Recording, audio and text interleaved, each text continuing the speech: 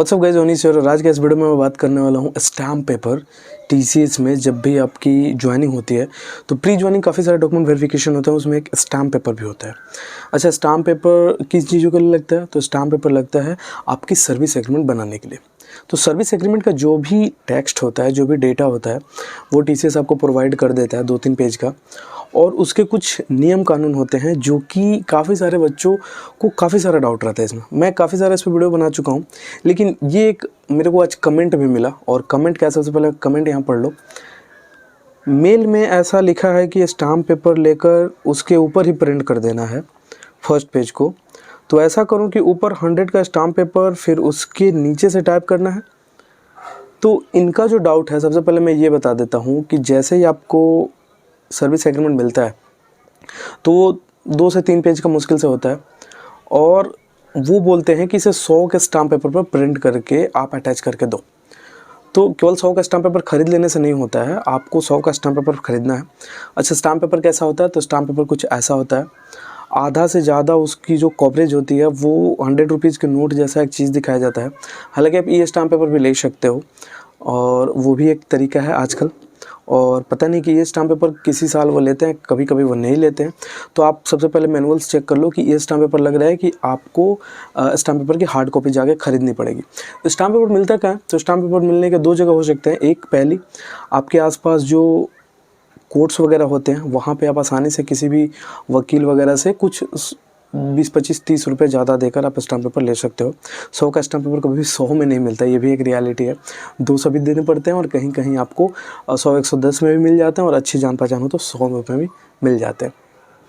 दूसरी जगह वो है जहाँ पे ज़मीन की रजिस्ट्री होती है, वहाँ पे भी आप स्टाम्प पेपर आसानी से खरीद सकते हो। राइट, तो आपने स्टाम्प पेपर ले लिया। अब स्टाम्प पेपर लेने के बाद आपको करना क्या है कि जो सर्विस एग्रीमेंट टीसीएस द्वारा दिया गया है, ठीक है, उसकी कोई भी एक पैराग्राफ, कोई भी एक मतलब क्या, शुरुआत की जितनी मन उतनी पैराग्राफ आप उस पर टाइप करवा दो। ठीक है। अच्छा, कई सारे लोग की ये गलती होती है, जैसे मेरे साथ भी हुई थी, कि जैसे ही मैं स्टाम्प पेपर पे एक पैराग्राफ प्रिंट करवाने गया, ठीक है, तो हुए यूँ कि स्टाम्प पेपर के नीचे से प्रिंट हो गया, आधा प्रिंट हुआ और आधा गायब हो गया उसमें से। तो जब मैं पहला तो स्टाम्प पेपर यार वो डिस्कार्ड ही हो गया, मतलब 150 रुपये मेरे चले ही गए। दूसरा स्टाम्प पेपर मैंने लिया तो एक तरकीब लगाई, आप भी वो तरकीब आसानी से लगा सकते हो। तो सबसे पहली चीज़ आपको ये करनी है कि स्टाम्प पेपर की 4 से 5 जीरोक्स कॉपी कर लो आप। ठीक है, जीरोक्स कॉपी आपने कर लिया, आधा उसका जो कवरेज है वो 100 रुपीज़ के नोट जैसा कुछ बनाया होता वो कवर हो गया। बचा जो आधा ब्लैंक पेज है, राइट, उस पर कुछ मुहर साइन भी होता है, रजिस्ट्री या कोड जहाँ से भी आप लेते हो। ठीक है, आपका नाम भी उस पर लिखा रहेगा, नाम आपको पेन से लिख के वो लोग देंगे। ठीक है, करेक्ट। अब आपका जो ब्लैंक पेज होता है उसमें जो फर्स्ट पैराग्राफ होता है, ठीक है, ध्यान रखिएगा, फर्स्ट पैराग्राफ जो होता है वही आपको सिर्फ प्रिंट करना है। राइट।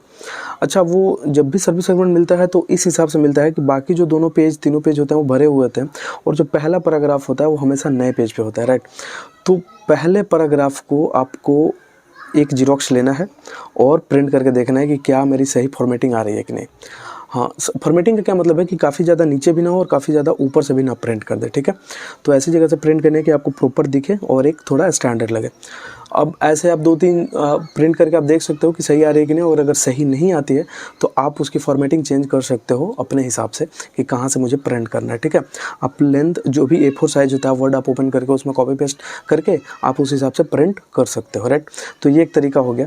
अगर आप पहले से ही फॉर्मेटिंग करना जानते हो कि ऐसे मैं फॉर्मेटिंग कर दूंगा और डायरेक्टली वो प्रिंट हो जाएगा, तो दैट इज़ वेरी गुड। लेकिन मेरे हिसाब से आप 3-4 प्रिंट आउट करके सबसे पहले देख लो कि फॉर्मेटिंग सही हो रही है, तभी प्रिंट करो, और अलग अलग जीरोक्स पे आप ऐसे करके चेक कर सकते हो। राइट, तो ये एक तरीका हो गया, तो आप वैसा कर लो। और ये जिन्होंने मेरे को कमेंट किया है IMSK07 6 days ago, राइट, 6 दिन पहले इन्होंने ये कमेंट किया था, और इनका कमेंट का पूरा जानकारी यहाँ पे मिल गया।